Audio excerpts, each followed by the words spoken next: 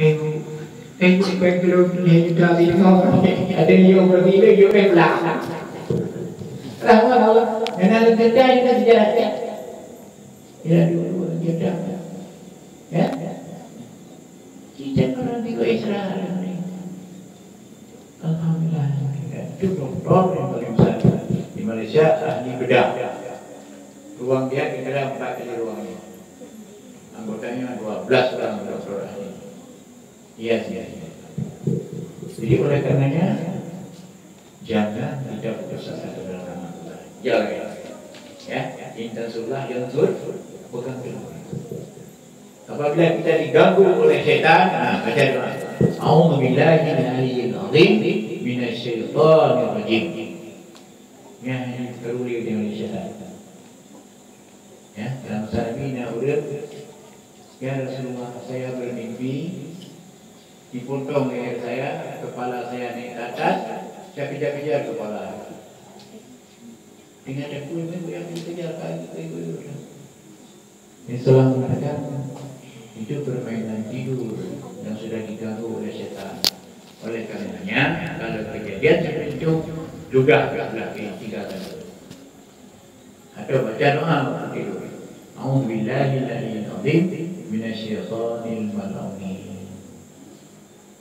Apabila berjumpa dengan harimau, setiap tahun 57 saya dikasih ilmu oleh orang di Melaka. Jalan. Aku nonton dia jauh ni, serius lah. Dia ini dulu melihat. Dan tempat itu mana tempat. Tapi dia pernah turun nak. Dia melempok, dia baca. Bulan 2 jam niat diri sebagai khalifah Allah, lun juga khalifah Allah. Niat. Kemudian ucapkan Bismillahirrahmanirrahim.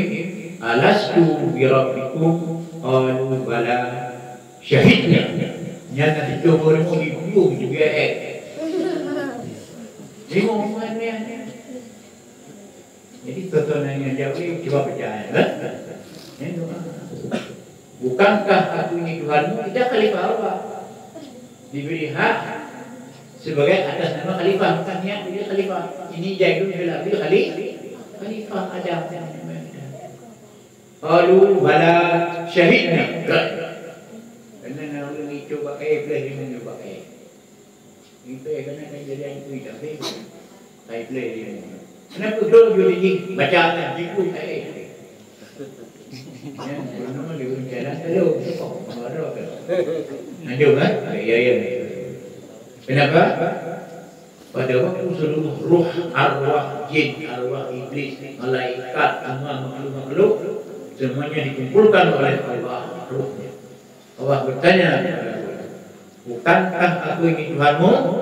Mereka menjawab, qalu bala, benar kau lah Tuhan. Makanya karena dia khalifah Allah. Itu ilmu yang seperti itu perlu juga. Ya, makanya orang zaman dulu kadang-kadang kalau beliau datang dilihat oleh ada semua ini. Profesor Alisi pernah cerita beliau dengan motor waktu dia gubernur, ada orang jalan di depan, tapi tongkatnya di belakang itu. Di belakang ini harimau juga ada. Tapi karena ada tongkat, tongkatnya rusak, dia terkam. Tongkatnya rusak. Jadi tongkat biasa.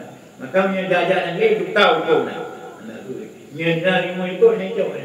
Lagi hijau, karena mata dia mata khalifah itu. Maka dia hijau jangan.